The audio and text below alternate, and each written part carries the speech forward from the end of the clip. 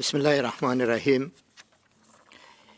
Excellencies Minister Havisto and Minister Escanari, Excellency Ambassador Leon, my good colleague Excellency Minister Atmar, distinguished delegates, representative of multilateral development organizations, regional countries, civil societies, organizations, and private sector. Ladies and gentlemen, we have reached the end 2020 Afghanistan conference. What a great 2 days. I must acknowledge how impressed I am by the solidarity and tremendous support demonstrated by our partners to the people of Afghanistan during the last 2 days. Sitting here and listening to the valuable statements by our donors and international development partners, I could only think of what I and our distinguished participants expressed. This conference is not an end in or by itself. This conference is an interesting intersection of how far Afghanistan has come and where it needs to be. A platform of unity, harmony, and a strong partnership. It is a pivot where our shared vision of the serving, united, democratic, and prosperous Afghanistan is transformed into action over the coming years.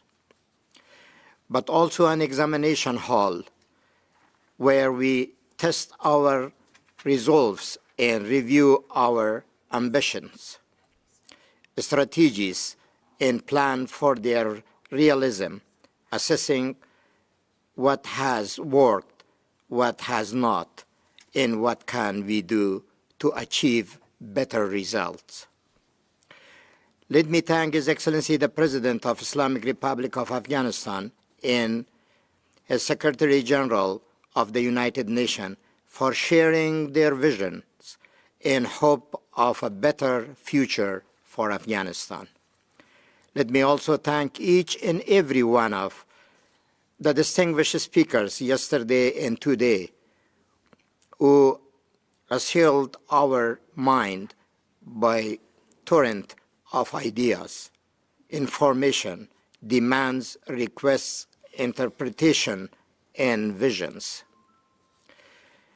This is so much to reflect upon and so much to act upon. One clear message indeed was that the current level of violence is unacceptable to the people of Afghanistan and their international partners. We also heard clear calls of the preservation and strengthening of gains of the past 2 decades, enhance collaboration, improved coordination, and more transparency and accountability were called for throughout. The importance of ongoing Afghanistan peace negotiation could not have been overstated. Demand for considerable and effective fight against corruption were heard loud and clear. Calls for substantial investment in infrastructure and delivery of quality basic service needed to not only restore the hard-hit economy, but also decreasing poverty were made. I'm happy that Afghanistan's hard-earned progress thus far was recognized. It was even more heartwarming that our international partners stood with us and expressed in solidarity that critical gains such the human rights, women rights, the rights of minorities, and civil and political liberties cannot and must not be bargained upon. In closing, and I would like to thank once again the United Nations in Geneva and the Swiss government for their warm hospitality and generosity.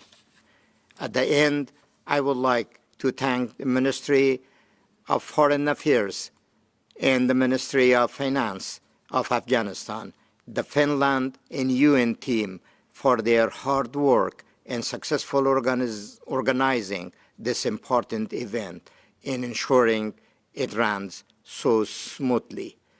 I would like to thank the government of Finland, the team who worked long time, day and night,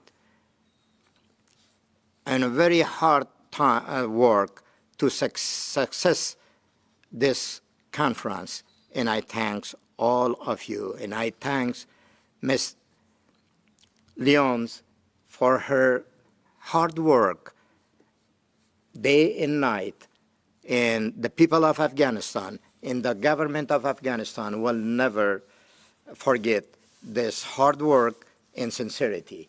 I thank you all.